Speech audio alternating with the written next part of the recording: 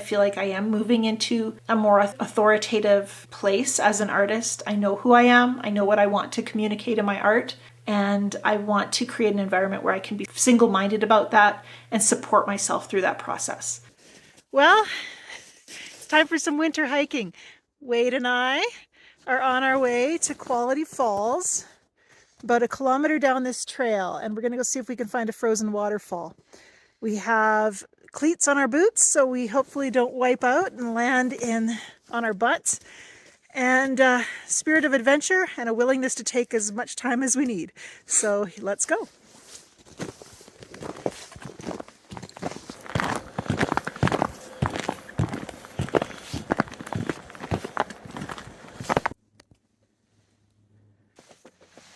Oh yeah, the tree is full of woodpeckers.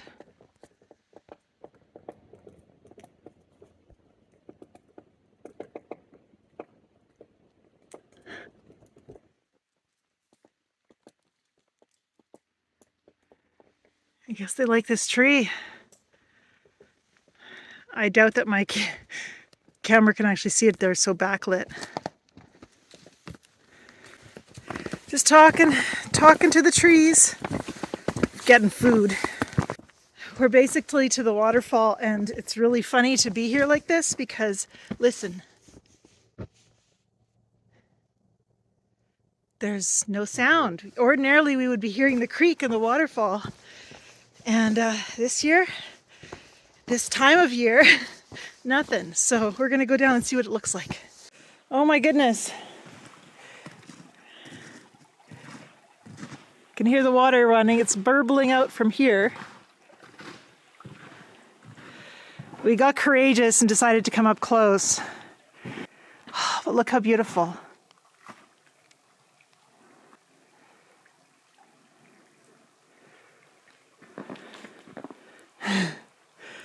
I was just noticing that the water I'm painting with does similar things to the frozen waterfall. There's like it takes its own paths, and of course the waterfall is doing that too. This cold though, can't you walk silently? Come on. In this kind of cold, it's drying very slow.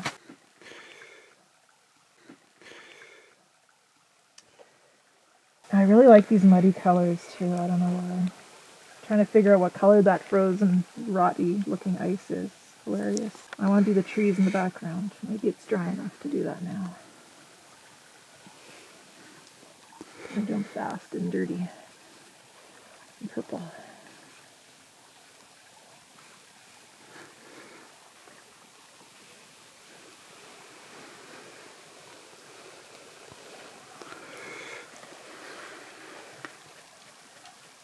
Fill it. There. Turn it. Actually, would it be weird to leave that triangle? Maybe it would.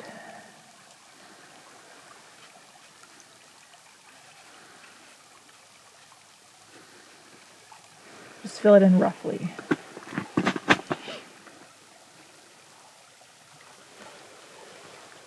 This is the first page of my sketchbook. I'm excited about the fact that I was courageous enough to do the first page on the first day. Usually I start 2 or 3 pages in. But I'm going to want to remember this, so it's the way to do it.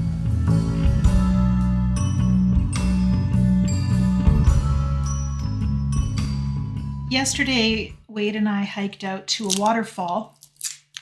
A frozen waterfall, and it's a waterfall that I actually painted just recently on Yupo in the summer, or a summer version of this waterfall. And so to go out in winter and see it again was really fascinating. And I think one of the things that really stood out to me was coming down the hill toward the waterfall. And you know, when you're hiking and you're going towards water, you hear it before you see it. And this time, that wasn't the case. There was a trickling sound, but otherwise pretty much silence. How fascinating. And I think something that usually roars and speaks for itself so loudly was silent. Maybe there's a story there. Maybe there's an artist statement. I think about them as artist statement. What am I thinking of? What does that mean to me? That's something that was vocal and, you know, never stopped making noise. And here we show up and it's silent.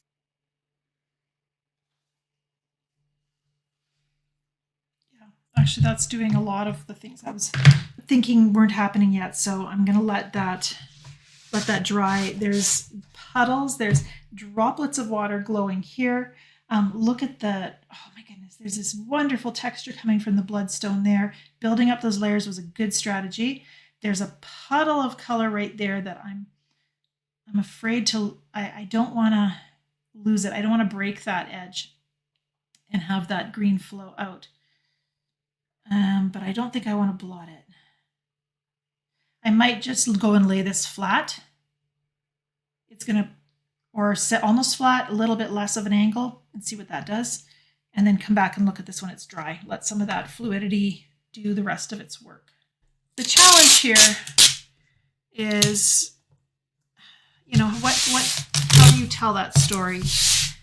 But I think what I'm carrying with me most of all is the stillness. So here I am taking on a job that gets me thinking about the nature of movement and chaos and noise, and then the solitude that's coming out of it, and what does it say about me as an artist? And maybe that's something I get to ponder while I paint. I'm just raising up my surface here so I get a little bit more flow. My husband laughed at me because we were walking around this waterfall, and you know, I was moving pretty slow. I didn't want to fall. But I walked up to the foot of the waterfall and then came back to join him along the edge of the creek. And I said to him, what a rush. And he laughed because he's an adrenaline junkie. He likes, you know, car racing and things that involve speed and danger. And I do not. I'm much more comfortable here taking my risks on a piece of paper. Okay, I'm going to stop because I really like this and I don't want to mess it up. And I'm not really sure what else I need to do. It's a lot of movement, a lot of contrast. And I'm really liking this contrast. There might be some edges I want to tidy up or emphasize once this has dried, but I think for the most part, it's going to really be all about just getting in close to look at all that delicious color and texture and shape and movement that's happening in this painting. Probably a lot more movement than you'd actually feel like you were seeing standing at the frozen waterfall, but maybe I'm painting some of the things we couldn't see, you know, the movement under the surface. I just think it's really interesting that when you're in this environment where there's just noise and chaos, the water is constantly moving, and you are yet somehow alone because you can't hear each other. And then coming to a place where we know the water is still moving, it hasn't stopped, but it's all happening under the surface. And we've gone from noise and chaos to stillness. There was just a hint of a trickle. And I don't know, that says something to me about the nature of nature, about art, and about life. And it's just something I've been thinking about as I think about my painting practice, as I think about the obligation I put on myself. When I think about the idea of being present, which is something I'm continually wanting to explore in my painting practice, and coming to paint with the scene fresh in my mind and I've kind of played with this subject already a couple of times, and I'll share those versions as well at the end of the video, but I'm just thinking about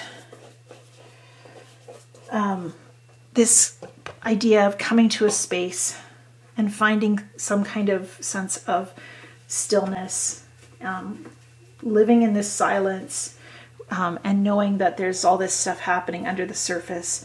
There's something to think about there. And so, you know, it's just going to kind of take up residence there as I paint. And I think, you know, as an artist, that's one thing I'm really trying to keep in my consciousness is I'm not here to have answers, but I love thinking about, here we go. I love thinking about things I maybe can't articulate in words. Why does it matter? Why, you know, what was so impactful about this space and this time? And maybe I don't have all those answers, but I can find a lot of joy in just kind of being present with these questions and these ideas. So for this version, I've painted it a couple times just on dry paper, and this time I wet my whole paper, and I just want to see what happens when I create an underpainting first. So that's kind of the goal here. And one thing I found a lot of joy in the previous versions, I'm going to do it a lot here too, is flinging some color.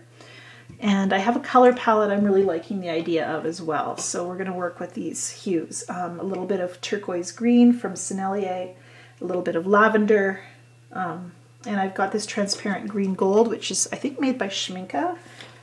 And we're going to bring that into the painting as well.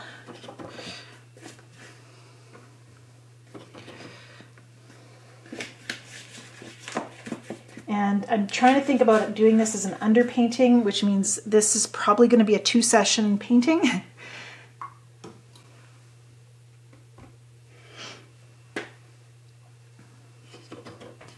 So the initial stages are all about creating some movement and texture and keeping some softness, creating that underpainting that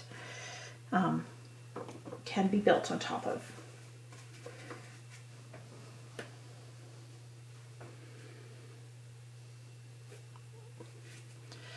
And I want to keep some lighter values, so I'm trying to keep those kind of in this angular area here for now. And I'm going to want to bring in some strong darks. I'm thinking about that. Where are my lights and darks going to be positioned? While also looking for a freedom of expression. Challenging things. I do not have my reference photo in front of me. I'm working more from memory. And yeah, just going to live there. This is Bloodstone Genuine. And, you know, it's interesting. We weren't the first people to hike out to that waterfall this year since it's frozen. And the others who had walked, you know, there's these dirt cliffs that kind of come up on either side. So there's kind of some granular, dark, muddy dirt. And that actually created a lot of contrast.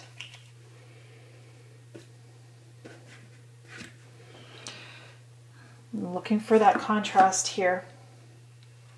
And the Bloodstone Genuine gives that kind of textural feeling of soil. So we're going to enjoy bringing some of that into the painting. With the Bloodstone, it tends to dry lighter, so I can put a lot of it down now. And it also encourage it to flow, because there's so much granulation in the Bloodstone that we get some really gorgeous texture from it. So let's just encourage it to move a bit with some water. Whee! It's always going to happen in the corners where nobody's going to see it. It's so annoying.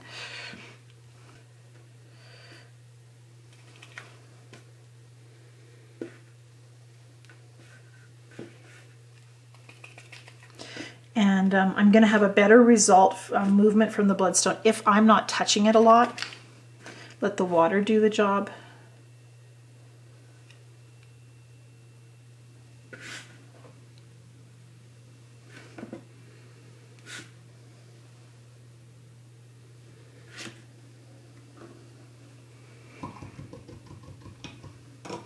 So I'm trying to think about a foundational composition, a foundational shape for my painting.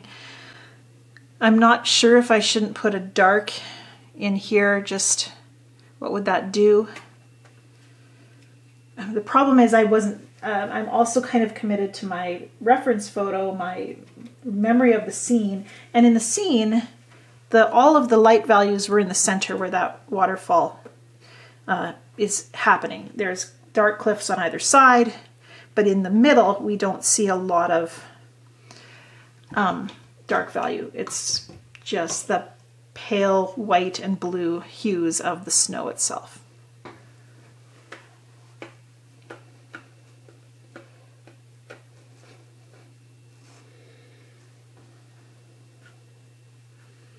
Working, it's interesting because in the first versions I've done of this, my paper was dry, and so when I would fling this color, the pattern of the spray would really stand out, and we don't have that here. Flinging the color gives me perhaps a direction for the flow to move, but for the most part it's just bleeding into everything else. So. And you can see how much the bloodstone's lightened already. We don't have it as a near black the way it started out. I'm going to try to darken it up a little bit, and then we're going to stop and let things dry and use a second painting session to create some shape, some form and texture. At this stage, I'm really trying to think about major shapes, big shapes in the painting, bigger patterns of light and dark, and how those darks are connected, and how the white perhaps leads the eye through the scene.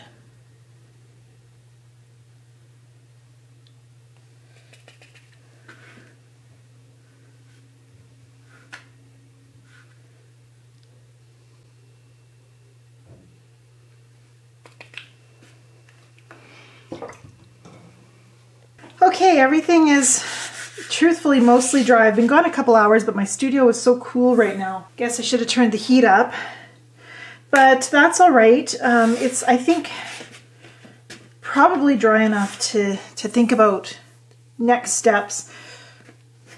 Always a little bit tricky with wet paint, but let's just see what happens.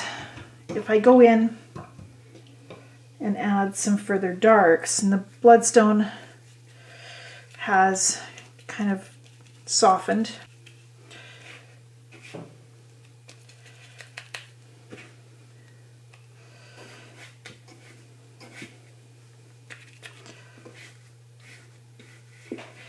And I'm kind of, I don't want to try to overthink it at this point. I've made some decisions about composition, and I'm going to try to kind of try to stick with them. And while still wanting to kind of develop further. And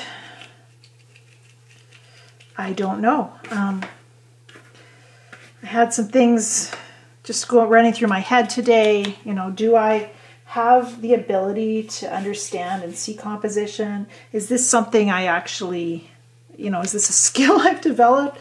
And I was really doubting myself. And, you know, it doesn't help me to question, I guess, because what is that going to do? Is it going to help me paint more confidently? Is it going to, certainly I'm always wanting to learn and grow and develop my ability to express my subject. See here, I get to do the flinging that I wasn't able to do on the wet paper. But I think this idea or thinking that I don't somehow have it in me to be able to create a compelling composition, which is kind of what I was asking myself. It's submission season, and every year I get all of these emails from art societies saying, you know, submit your painting for our annual show, and I'm choosing not to submit anything this year except to the local members groups I'm a part of. And so I'm opting out for various reasons, but it's so alluring, that idea that I should submit to these shows and somehow put my art before their jurors to be seen and judged and perhaps chosen or rejected. You know, it's the flip side of that. And, I like that idea. Let's make a big square here. Just because I can. things that cause me to doubt myself aren't making me a stronger painter. Like that shape there. Let's make it more interesting. And so I don't know. I think opting out for me at this time has been the right choice, because I'm here in a time of my life where I can be alone in my studio and be thinking about what my paintings mean to me, as well as working to grow in skill and composition and expression. But the choice I've made to not participate is giving me a time period, and I'd like to think it's a longer time period than, a 1 year, or that it's not just for the next little while, but it's for a while. Because I think about my future as an artist, and I'm thinking, when I'm 65, so 18 years from now, I'm going to look back on this stage of my life, and I'd like to see the investment in my own vision, because I think at the end of the day, that's going to be what helps me implement my vision. And I don't know if I'm talking in circles right now, but I just want to know who I am. And I want to be really aware of what my art is about. And I want to be an artist who, I want to honor my work and what my art represents. So if this is the time in my life where I'm refining that, what does my art mean to me? Who am I? And what am I sharing in my work? How am I showing up to share my heart? There's an incredible freedom in that, in giving myself that bank of time. I don't know what those are, but I like them. And I also don't like them. I'm not sure about them. Both can be true. Both are true. Love it.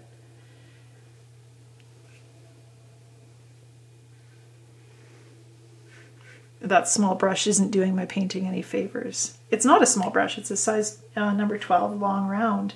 But in the context of this painting and the large shapes I'm trying to focus on, it's coming across. It's thinking small. Maybe I can work in some line instead.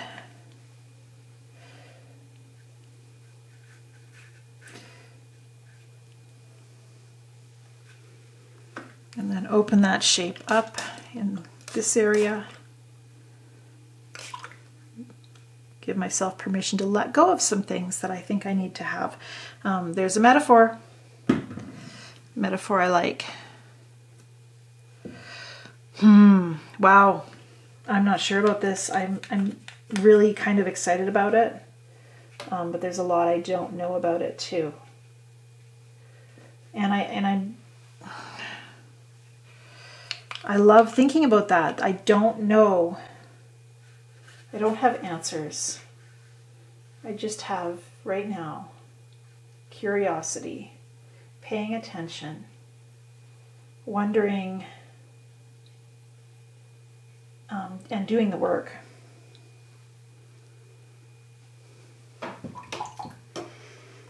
I'm pointing. I don't know what it means. I'm just going to point. It just cracks me up a little bit. I don't know why. Bring some of this blue over to here. Not very much, just a little bit. Join the Heart-Led Artist Journey for monthly lessons that will help you develop your own heart-prioritizing artistic style. Trying to keep some of this shape. And I like the idea of keeping some crisp edges here. I'm not sure that they should all be these crisp edges. Going for it. Gonna trust it. Let's try and look at this a little bit flatter so you can see where I'm at. This is a half sheet of watercolor paper, I don't really want to go too flat because this little bubble here, I don't want it to run back this way. So we'll use a little bit, tiny bit of an angle. It needs another little stretch of breathing room, I think. But I like this. There's a lot that I'm valuing here. A lot that I'm valuing here. I'm just wondering right now if I should put a little, because I've got this rectangle here, do I put a rectangle here? You know what? Let's put a rectangle somewhere else. I'm calling that a rectangle, maybe? It's kind of a rectangle. It's oblong, actually. It's just an egg. Let's think about...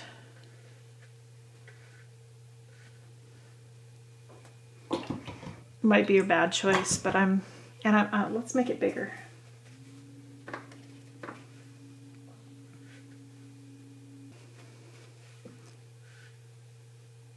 And it's still a rectangle, another rectangular stroke that just pulled some of that color down. Maybe longer.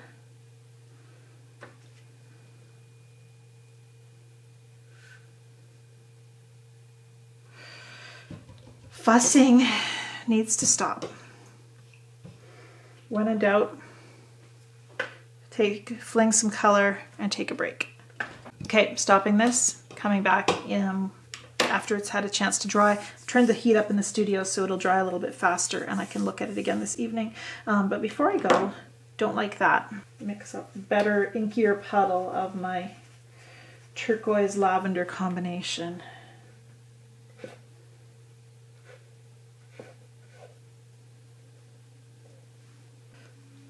Maybe I'll go right to the edge.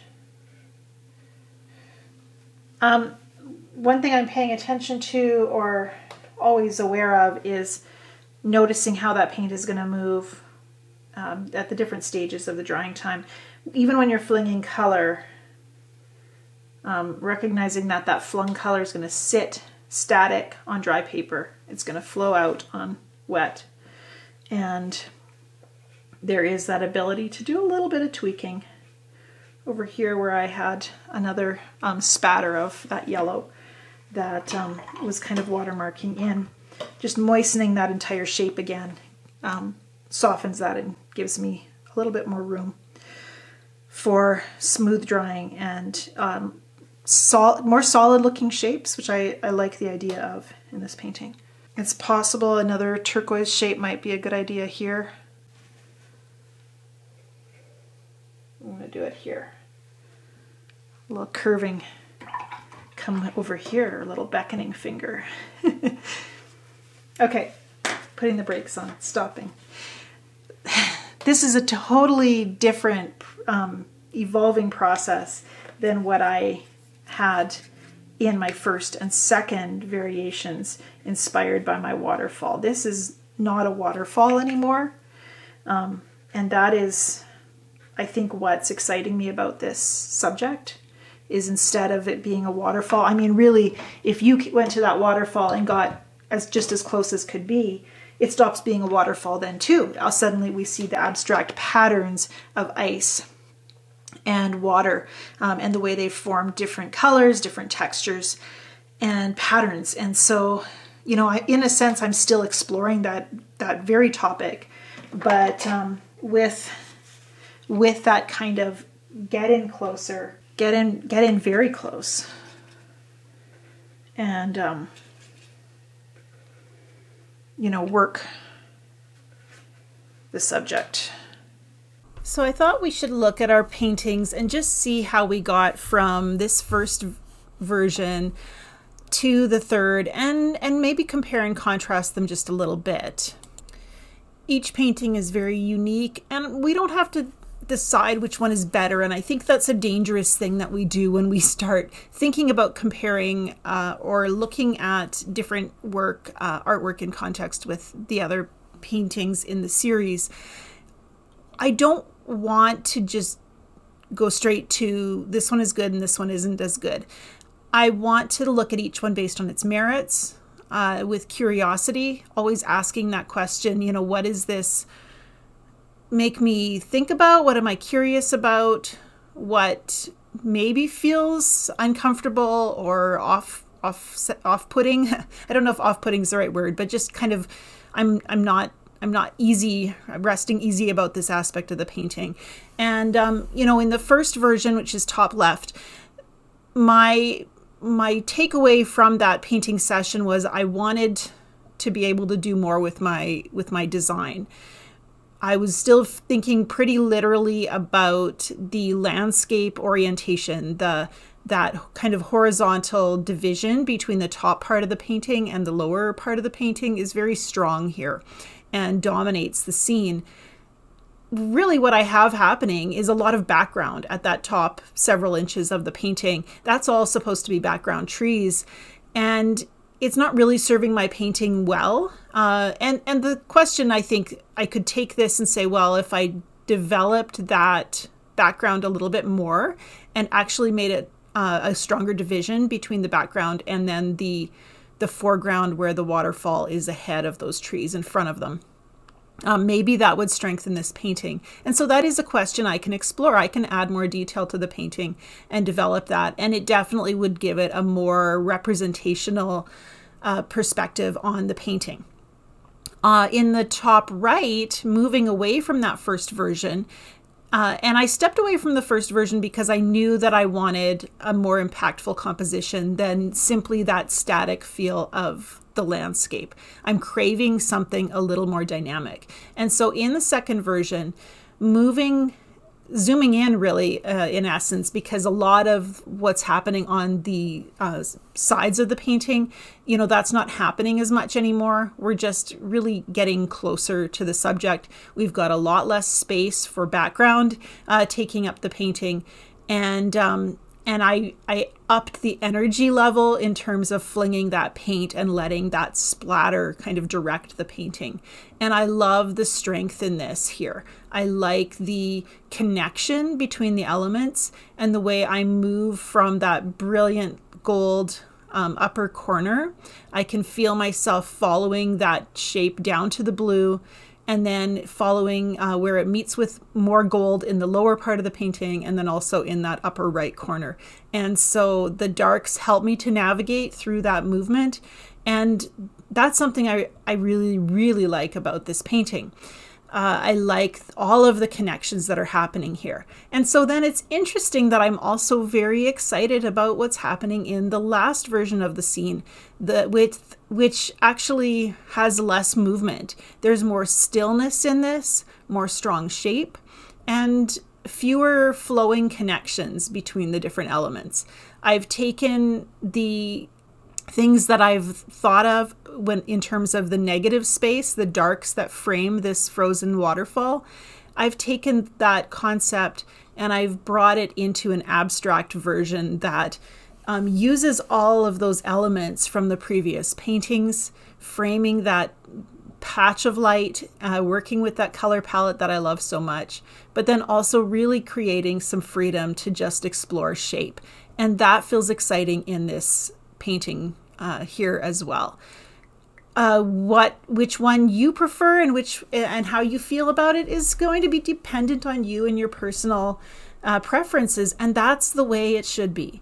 I get to ask these questions, I get to explore ideas, and I don't have to differentiate between what's good and what's less. So I just get to think about which painting represents an aspect of who I am.